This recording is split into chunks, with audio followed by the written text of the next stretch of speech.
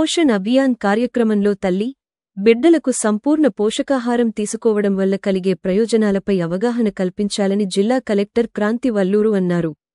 శుక్రవారం కలెక్టరేట్ ఆడిటోరియంలో మహిళా శిశు సంక్షేమ శాఖ ఆధ్వర్యంలో నిర్వహించిన జాతీయ పోషణ్ అభియాన్ కార్యక్రమాన్ని జిల్లా కలెక్టర్ కాంతి వల్లూరు, స్థానిక సంస్థల అదనపు కలెక్టర్ చంద్రశేఖర్లు జ్యోతి ప్రజ్వలన చేసి కార్యక్రమాన్ని ప్రారంభించారు.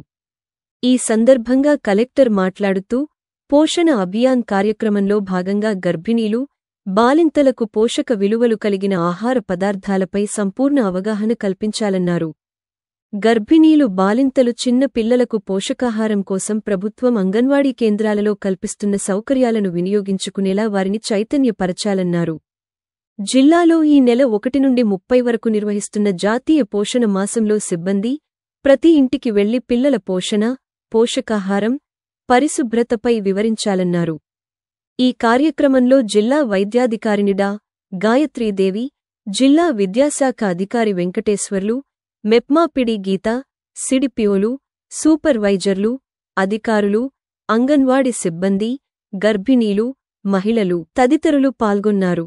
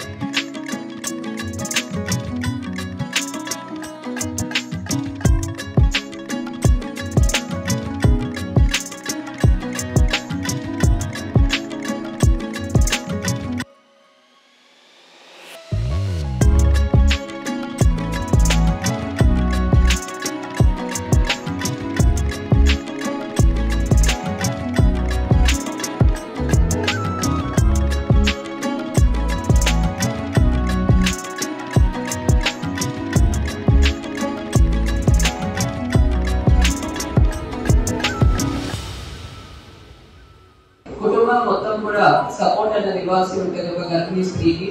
ఓకే, మనం గర్భిణీ స్త్రీకి మీరు అది తినాలంటే కూడా కష్టం అవ్వచ్చు, కానీ కుటుంబానికి ఖచ్చితంగా మీరు తెలియజేస్తే వారి సహకారంతో కూడా వారికి మంచి పోషణ అందించే అవకాశం ఉంటుంది. తర్వాత పుట్టిన పిల్లలకు రెగ్యులర్ గా మీరు గ్రోత్ మానిటరింగ్ అనేది ప్రతి నెల కూడా చేయాలి. మన జిల్లాలో 1000 పైచిలకు చిన్నారులు ఇప్పుడు తీవ్ర పోషక లోపంతో ఉన్నారు అని మన డేటా చెప్తుంది.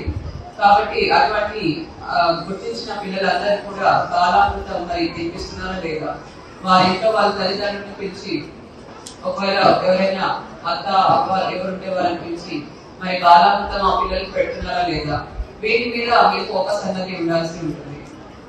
ఒకవేళ బాలామృతం రెగ్యులర్ గా తినిపిస్తున్నా కూడా ఇంకా కూడా వాళ్ళు బరువు పెరగకుండా అలానే ఉంటే మాత్రం తప్పకుండా మెడికల్ అటెన్షన్ అన్నది ఇవ్వాలి. మీ మెడికల్ ఆఫీసర్ దగ్గరికి రెఫర్ చేయాల్సి ఉంటుంది. ఆర్బీఎస్టీ టీమ్స్ కూడా వచ్చి ఇటువంటి ఏమైనా పోషక లోపంతో ఉన్న పిల్లల్ని కూడా చెక్ చేసి ట్రీట్మెంట్ ఇవ్వడం జరుగుతుంది.